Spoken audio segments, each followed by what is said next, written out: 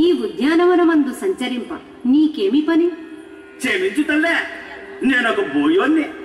పొట్టకుడి కోసం పచ్చులను జంతువులను వేటాడుతూ నా పెళ్ళాం పిల్లలను సాగుతూ బతుకుతున్నాను తల్లే. అంటే పొట్టకూటి కోసం జంతువులను పక్షులను హింసిస్తూ పొట్టన పెట్టుకుంటున్నావన్నమాట.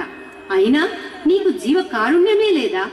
జీవనోపాధికి వేరొక మార్గమే దొరకలేదా? అయ్యయ్యో, అచ్చర ముక్క నానోని తల్లే. ఇంతకంటే నాకు గత్యంతరం ఏమవుతున్నది చెప్పు తల్లే.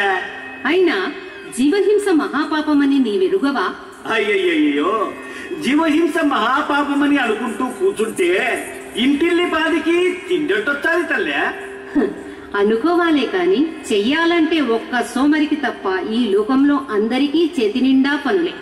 అదియునుగాక సస్యాహారివై జీవింతువేని కేవలం నీ ఆకలిని తీర్చుకున్న వాడివేగాక కుటుంబ సభ్యుల ఆకలిని తీర్చినట్టు అవుతుంది. కుటుంబ పోషణ బాధ్యత తీరినట్టు అవుతుంది. అలా కాక మాంసాహారివై జీవింతువేని కేవలం నీవు మాత్రమే పాపమును మూట కట్టుకున్నట్టు అవుతుంది. మాంసాహారివై పాపమును మూట కట్టుకుందువో సస్యాహారివై పుణ్యము సంపాదింతువో ఆ పైన నీ ఇష్టం. అవును తల్లి, అవును తల్లి, నిజం చెప్పినావు తల్లి. నా కళ్ళు తెరిపించావు తల్లి. అమ్మా, నన్ను క్షమించు తల్లి, నన్ను క్షమించు తల్లి, నన్ను క్షమించు తల్లి. లెమ్ము నాయనా లెమ్ము. తప్పు చేయడం మానవ సహజ గుణం. చేసిన తప్పు నొప్పుకొని సరిదిద్దుకోవడం మహనీయుల లక్షణం. వెళ్ళు, వెళ్ళి నీ జీవన సరళిని మార్చుకో.